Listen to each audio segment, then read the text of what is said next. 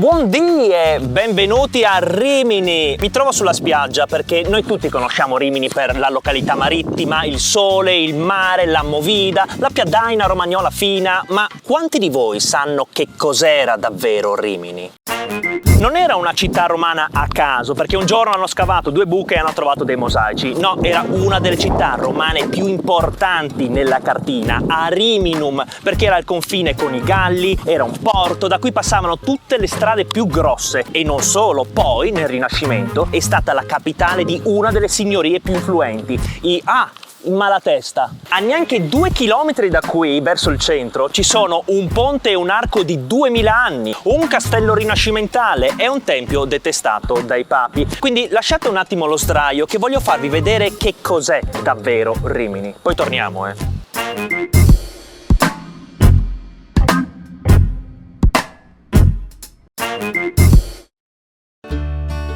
Ci troviamo al confine sud dell'Emilia-Romagna, o per meglio dire della Romagna. Tutto ebbe origine molto tempo fa.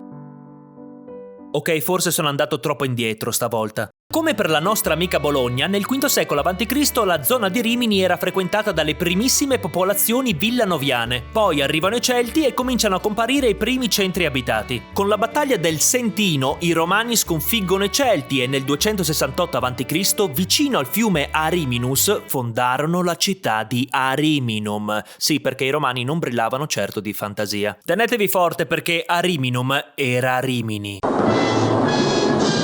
Fun fact, il fiume Ariminus, che oggi si chiama Marecchia, segna la fine della pianura padana, quindi Rimini non è sulla pianura padana. Anche per questo, Ariminum divenne presto una città romana molto importante, era l'avamposto per le guerre contro il nord. Quindi era bella murata, rimangono ancora 2 porte del periodo antico, la porta di Sant'Andrea o Montanara verso Arezzo e la porta Galliana a nord, lungo il Marecchia. Da Rimini poi passarono le vie più importanti, la via Flaminia verso Roma e partivano la via Emilia per Piacenza e la via Popiglia per Aquileia. Se volete vedere com'erano le strade, ne trovate quante ne volete. Arriviamo a un primo fatto decisamente memorabile. Tra Cesena e Rimini scorre un fiume che si chiama Rubicone. Esatto, quel Rubicone. Era il fiume sacro alla patria romana perché separava i territori italiani dalla provincia della Gallia Cisalpina. Quando Cesare nel 49 a.C. lo attraversò dicendo "il dado è tratto, baby", sì, l'ho un po' romanzato, andò proprio a Rimini come prima città. Attraversare il Rubicone in armi equivaleva a dichiarare guerra verso Roma e Cesare lo sapeva bene, solo che l'alternativa per lui era venire isolato e processato dai suoi nemici politici. Raduna quindi i suoi alleati nel foro di Rimini, l'attuale piazza Tre Martiri, e pronuncia il suo famoso discorso. È una cosa pazzesca! È stato messo un cippo in commemorazione, poi ricostruito nel 1555. Giulio Cesare dittatore, superato il Rubicone, persuase alla guerra civile i suoi commilitoni, qui nel foro di Rimini. Il foro verrà poi chiamato Piazza Giulio Cesare. 27 a.C. Roma è diventato un impero consolidato e sotto Augusto c'è stato un florido periodo di pace in cui sono state restaurate le principali vie di comunicazione, soprattutto la via Flaminia. Quindi, siccome non capita spesso che a Roma sistemino le strade, hanno voluto premiare Augusto dedicandogli quello che a oggi è il più antico arco romano conservato, l'Arco di Augusto. L'apertura dell'arco, che se volete fare fighi in gergo si chiama fornice, l'hanno fatta così larga da non poter essere chiusa in nessun modo. Voi direte, avranno sbagliato le misure, e potrebbe essere perché misuravano le cose in piedi, facevano letteralmente le cose con i piedi. No, l'hanno fatta così appositamente affinché rimanesse aperta come simbolo della pace instaurata da Augusto. Praticamente fuori Rimini non c'erano più nemici in grado di impensierirla, nemici ancora vivi. Nella parte rivolta verso Roma troviamo Giove e Apollo, dio caro ad Augusto. Nella parte riminese c'è Nettuno per il mare e Roma, che in questo caso è una persona. La parte in alto è stata ovviamente ricostruita nel Medioevo con la merlatura. L'arco originale doveva sembrare più o meno così. A quel tempo non ci si preoccupava troppo della coerenza architettonica. Poco dopo, nel 14 d.C., il secondo simbolo di Rimini, venne costruito il ponte di Augusto e Tiberio. Noi lo conosciamo solo come ponte di Tiberio perché è stato finito sotto Tiberio e Tiberio giustamente avrà detto cavolo, Augusto c'ha già l'arco, questo possiamo chiamarlo solo ponte di Tiberio? Posso avere una cosa mia? Posso? Grazie, grazie. È l'inizio della via Emilia che attraversa Bologna fino a Piacenza e la via Popigliania che arriva fino ad Aquileia. Serviva per attraversare il fiume Marecchia quando ancora scorreva qui. Questo è solo il pezzo finale del fiume che è stato spostato più a nord. Il ponte di Tiberio ha attraversato i millenni ed è diventato il secondo simbolo immortale della città. Questo ponte ha 2000 anni, ma non li dimostra. Beh, un pochino sì. Il ponte e l'arco sono così importanti per Rimini da essere rappresentati nel loro stemma e addirittura in un bicchiere. È giunto il momento di assaggiare la vera piadina riminese con squacquerone, rucola e crudo. Dato che ci sono, provo anche quella con la salsiccia romagnola. Non tutte le piadine sono uguali, questa è detta sfogliata, ricorda tipo la pasta sfoglia, non è facile trovarla perché richiede tanto tempo e olio di gomito, anzi strutto di gomito. Secondo secolo, l'imperatore Adriano costruisce l'anfiteatro romano sotto il famoso motto Panem et Circenses. Non era tanto più piccolo del Colosseo. A quel tempo, a Riminum, doveva sembrare più o meno così. Dai mosaici si può vedere come Rimini fosse sempre stata una città di mare, Medusa romana. Non lontana dal foro è stata rinvenuta una casa romana in cui viveva un chirurgo, la Domus del Chirurgo. All'interno si è trovato il più grande corredo medico romano di sempre. Ed eccola qui! Ok, non è in bellissime condizioni. Per farvela capire meglio, ecco una piccola ricostruzione. Ancora non rende? Va bene, prendo la macchina del tempo con quello che costa la benzina. Eccoci qui! Ora si capisce meglio? Siamo diventati dei veri malati romani. Ci sono strumenti per togliere frecce, per fare incisioni, per riparare fratture. Probabilmente il medico si era formato nell'esercito. Io posso toccare tutto quanto voglio perché è un permesso speciale e perché tanto gli originali sono nella teca. La stanza con il mosaico di Orfeo si pensa fosse la sala di arrivo. Fu trovato qui il maggior numero di strumenti. Orfeo, suonando la lira, domina la natura e sconfigge momentaneamente la morte, esattamente come fanno i medici veri senza suonare la lira, ma facendosi pagare un sacco di lire. Nella sala adiacente il mosaico è spostato per dar spazio al letto operatorio, era più o meno così.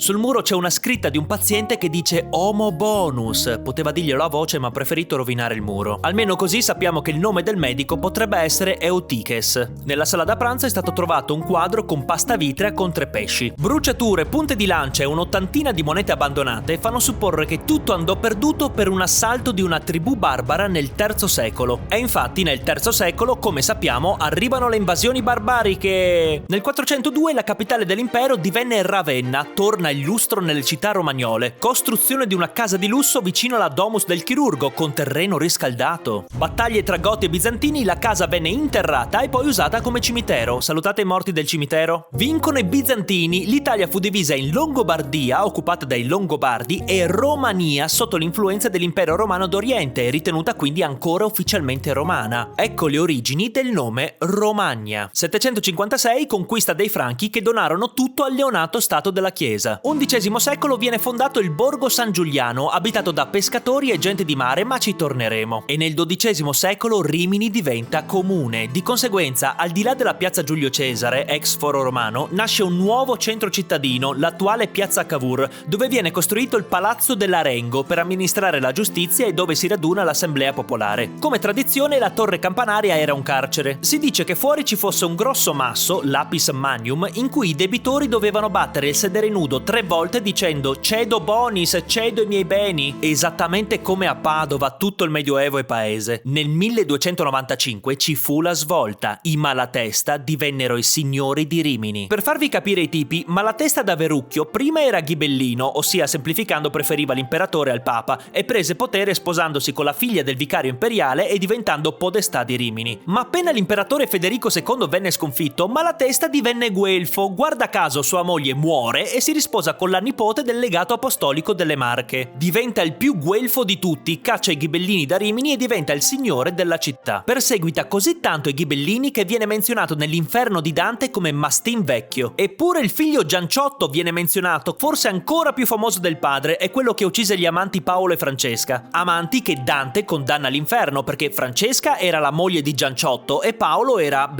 Paolo Malatesta, il fratello di Gianciotto. Insomma, che avventure! Dentro al Palazzo dell'Arengo, al Part, si trova un esempio di Trecento riminese, un misto di Giotto e arte bizantina. È l'unico pezzo antico del Part, il resto è arte contemporanea, quindi ho fatto le mie 2 foto, la mia bella ripresa da dentro il palazzo e poi sono scappato subito via perché a me interessano solo le cose storiche.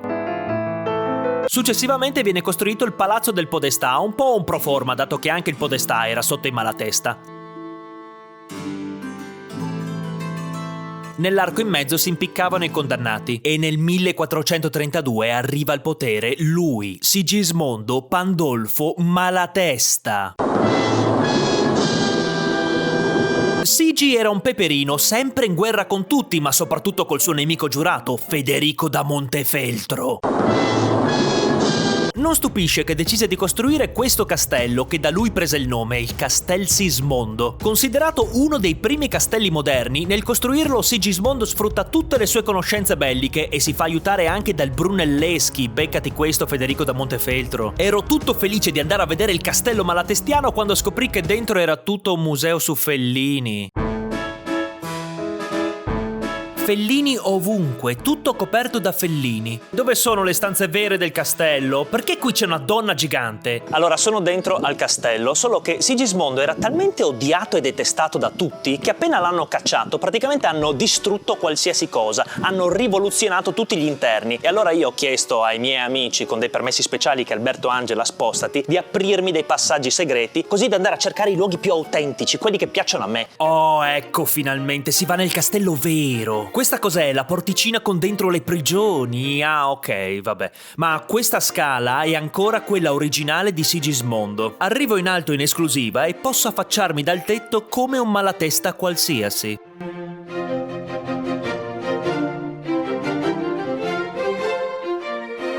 Cortiletto interno abbastanza castelloso, quindi va bene, e si passa all'antica ala riservata a Isotta, la terza moglie di Sigismondo. Isotta non aveva titoli nobiliari e quindi Sigismondo si era proprio innamorato. Davanti al castello di Sigi mi appresto ad assaggiare un po' di formaggi romagnoli, tra i quali lo squacquerone e i sardoncini impanati e cotti alla brace. In Romagna non esiste il pane, usano la piadina per tutto. Beh, si è fatta una certa, buonanotte ragazzi, mi ritiro nelle mie stanze. Apritemi!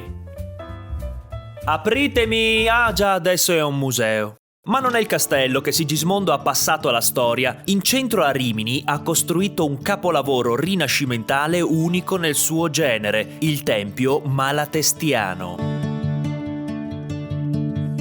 Diciamo che non è l'opera più apprezzata dalla Chiesa. Pio II dirà a riguardo: costruì un nobile tempio a Rimini in onore di San Francesco, ma lo riempì di tante opere pagane che non sembra un tempio di cristiani, ma di infedeli adoratori dei demoni. Ma ha anche dei difetti. Praticamente questa una volta era la chiesa di San Francesco, ma siccome in Malatesta la usavano da un secolo per seppellire i loro parenti, Sigismondo decise di abbellirla in stile rinascimentale, chiamando addirittura Leon Battista Alberti, ma pensate quanto fosse devoto a San Francesco.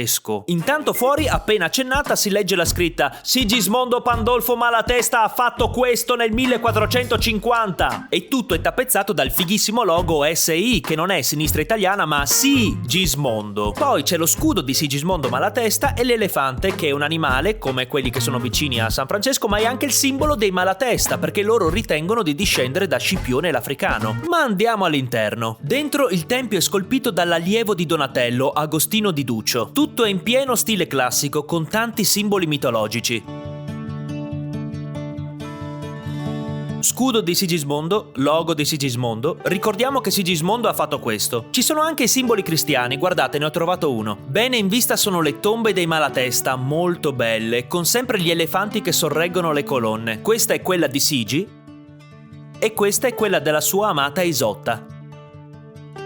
Oh, ecco un altro importante simbolo religioso, un affresco di niente po' di meno che Piero della Francesca. Beccati questo, Federico, e tu chi hai che ti affresca? Ah, anche tu, Piero della Francesca. Mai visto questo quadro, comunque. Nell'affresco super religioso c'è Sigismondo che prega San Sigismondo, il suo protettore. San Sigismondo, però, ha un cappello strano che lo riconduce non tanto al santo, ma all'imperatore Sigismondo, che ha reso il Malatesta cavaliere. Ok, e qui c'è il Castel Sismondo, ok, molto religioso. Tutte queste preziose sculture sono costate un sacco, quindi non si è riusciti a finire le decorazioni dietro l'altare. C'è lì una croce di Giotto e basta. San Francesco era umile, no? E allora gli andrà bene. In ultimo, questa non verrà chiamata chiesa, ma tempio, come i pagani. Sì, il Tempio Malatestiano suona proprio. Ok, ho capito perché al Papa non è piaciuto. Peccato che dopo che è stato cacciato Sigismondo nessuno lo abbia finito. Una moneta di Matteo De Pasti mostra che avrebbe avuto una cupola, che figata. Tomba itinerante dei Malatesta. Ulteriori colpi di Malatesta Malatesta isolarono Sigismondo dalle signorie principali, tanto che a un certo punto Papa Pio II, che non vedeva l'ora, riuscì a scacciarlo da Rimini. E per farlo mandò un esercito guidato da Federico da Montefeltro. Sigi chiede scusa e riuscirà a tornare a Rimini, dove però morirà a 68 anni. Suo figlio sposerà la figlia di Federico da Montefeltro. Fine. Dal 1509 Rimini venne dominata dallo Stato Pontificio. In piazza Cavour, dove ci sono i palazzi comunali, venne ricostruita la Fontana della Pigna. Il tamburo centrale è l'originale romano. Questa targa ricorda che Leonardo da Vinci, vedendo lo zampillare della fontana, venne ispirato per un progetto di un organo ad acqua. Con sta siccità, se l'avesse vista ora, si sarebbe ispirato al massimo per un bastone della pioggia. Ma perché c'è una pigna? Beh, prima c'era San Paolo, in onore di Papa Paolo III, che aveva ricostruito la fontana dopo che era stata distrutta dai fuochi d'artificio per celebrare il primo legato romagnolo. Devono essere stati dei fuochi discreti. Quando sono stati invasi da quei laici dei francesi, per salvare la fontana hanno visto bene di sostituire San Paolo con una pigna. Ci stava bene e l'hanno lasciata. Volete vedere il mio cassone? Eccolo, con noci, radicchio e gorgonzola. In piazza Giulio Cesare venne costruita la torre dell'orologio e il tempietto a Sant'Antonio, perché qui Sant'Antonio avrebbe compiuto un miracolo particolare. Mostrò una particola a un mulo a digiuno e questo, invece di mangiare la biada messa dal contadino dubbioso, si prostrò davanti alla particola. C'è anche il pezzo di colonna dove era salito a predicare. Poi sembra che Sant'Antonio abbia parlato anche coi pesci. Sì, ho trovato una targa anche per strada. Fine 1500, Palazzo Garampi, attualmente la sede del municipio. Statua di Papa Paolo V Borghese, è stata commissionata dal riminese Michelangelo Tonti perché gli ha fatto da consulente, che è ruffiano. Si vede qui in un basso rilievo mentre gli rende omaggio. Guardate che foto da premio che gli ho fatto. Nel 1619 il magnate Alessandro Gambalunga decise di lasciare la sua dimora con tutti i suoi libri al comune, creando la prima biblioteca civica pubblica fondata da un privato.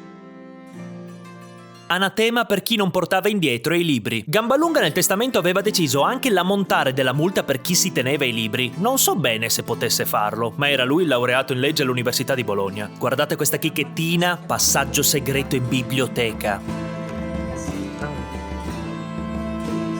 Gambalunga comprò un sacco di libri, specialmente da Venezia, e li rilegò tutti con la sua effigie, che non poteva che essere una gamba lunga. Qui chiudevano i libri all'indice, che era un po' come la sezione erotica delle videoteche. Solo chi aveva il patentino per leggerli poteva farlo. Mappamondo direttamente dall'Olanda. Hanno indicato un po' troppe volte dove fosse Rimini. Ci sono libri che arrivano fino al 1500. Ho chiesto se potevo vedere come sono fatti e me li hanno aperti. Dalle scritte non sembrano così diversi dai nostri.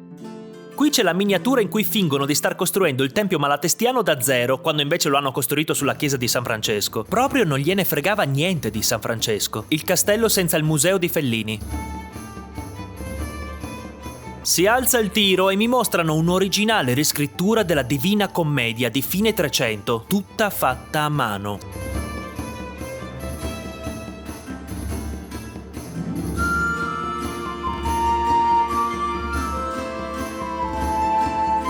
Segnalibro sulla miniatura di Paolo e Francesca puramente casuale. Sto toccando della pergamena di 700 anni. Sentite il suono delle pagine. Il libro era ancora in fase di scrittura. Ci sono i segni per scrivere e gli spazi per le miniature. Valutato sui 500.000 euro. Peccato che abbia già comprato delle ciliegie oggi. Sempre di fine 300 è il libro contenente la storia mitica dei Malatesta. È il secondo pezzo forte della biblioteca, miniature preziosissime fatte a mano, anche la copertina è pregiata del 1700. Girando le pagine noto che qualcuno ha catalogato il libro usando un pennarello. Un bel pennarello. Hai capito, Sigi? Un pennarello. Vicino alla fontana venne eretta la pescheria da Giovan Francesco Buonamici, con panche numerate tipo al cinema e fontane ai lati, con Gyarados, fortissimo Pokémon d'acqua. 1792 è arrivato il momento della nostra storia in cui arriva Napoleone. Spoliazioni delle opere, il Paolo V diventa San Gaudenzio e si salva, Paolo III diventa una pigna e si salva, dominio dei francesi e degli austriaci. Ma i riminesi non erano d'accordo e si ribellarono nel 1831 con la battaglia delle Celle, dove persero male, ma Mazzini dedicò loro la sua prima opera politica. Questa è Piazza Mazzini. Questo è il caffè Mazzini, quindi significa che qui dovrebbe esserci, eccola lì, la targa a Mazzini, per elogiarli come esempio di lotta valorosa per l'indipendenza. Qua vicino ci sono anche le vie dedicate a Sigismondo e a Isotta. A Sigi sarebbero piaciute. Prendo il viale Principe Amedeo per dirigermi verso Piazza Fellini e quindi alla spiaggia. Esatto, stiamo arrivando alla Rimini che conosciamo. 1843 venne costruito il primo stabilimento privilegiato dei bagni marittimi. Un posto di svago e benessere prettamente per nobili, da un'idea di Claudio Tintori e Alessandro e Ruggero Baldini. Intanto nel 1857 in Piazza Cavour venne costruito il Teatro Galli, inaugurato con la prima dell'Aroldo di Giuseppe Verdi. 3 anni dopo Rimini entra nel Regno di Sardegna e quindi nel Regno d'Italia. Gatto di Rimini. Sì, lo so, ho trovato solo questo. Torniamo in Piazza Fellini. Qua davanti nel 1873 nasceva il Kursaal. Kursaal è una parola tedesca che significa sala di cura. Era rivolto verso la spiaggia e riprendeva l'architettura del teatro. Si balla, si chiacchiera, ci si rilassa. A fianco viene costruito il Grand Hotel, molto ripreso anche da Fellini, che ci soggiornava quando tornava a Rimini. Regione Emilia, la prossima volta, se possibile, possiamo stare qui. In Piazza Fellini viene costruita la celebre Fontana dei Cavalli. Ma sapete perché si chiama Piazza Fellini? E perché in giro per la città è pieno di citazioni di Fellini? Persino nella birra? E perché il Castel Sismondo ormai è il Castel Fellini? E perché Fellini soggiornava al Grand Hotel? E perché c'è il cinema Fulgor dove Fellini si è innamorato di quest'arte? Beh, questi piccoli indizi fugaci vi suggeriscono che a Rimini è nato Federico Fellini. Negli anni 20 viene deviato il Marecchia per evitare inondazioni, scelta quanto mai furba. Le mura vengono abbattute e l'arco Augusto, prima inserito nel contesto urbano, viene isolato per essere ostentato nella sua imponenza ed eventualmente diventare un ottimo bersaglio durante la Seconda Guerra Mondiale, ma per fortuna non lo colpirono. Purtroppo colpirono tutto il resto, perché Rimini era vicina alla linea gotica, il confine. La piazza del Foro divenne Piazza Tre Martiri per i 3 giovani partigiani impiccati dai nazifascisti. 1948 si decide di abbattere il Kursaal perché mi pare di capire dicevano che fosse brutto. È una questione molto dibattuta, ciò che è certo è che non c'è più. E no, qui non lo stanno ricostruendo. Parco 25 aprile sull'antica foce del Marecchia con piazza sull'acqua e conformazione a teatro romano, grattacielo di Rimini. Negli anni 80 riqualificazione di Borgo San Giuliano, ora pieno di movida, case colorate e i suoi famosissimi murales. Sapete perché molti sono dedicati a Fellini? Ormai Rimini è diventata una città turistica molto rinomata, viene riqualificato il lungomare, ci sono un sacco di stabilimenti, campetti in spiaggia, piste ciclabili, verde, ristoranti, negozi, una località balneare con tutto e per tutti, che per giunta si prepara a candidarsi come capitale italiana della cultura per il 2026. E come promesso siamo tornati nella Rimini dello svago e del divertimento e volevo concludere qui nell'irreprensibile ruota panoramica, così da finire con le bellissime immagini di Rimini dall'alto, così anche oggi risparmio sul drone. Non mi resta che augurarvi buona permanenza e mi raccomando, se c'è troppo sole mettetevi sempre un cappellino, altrimenti vi fa male la testa.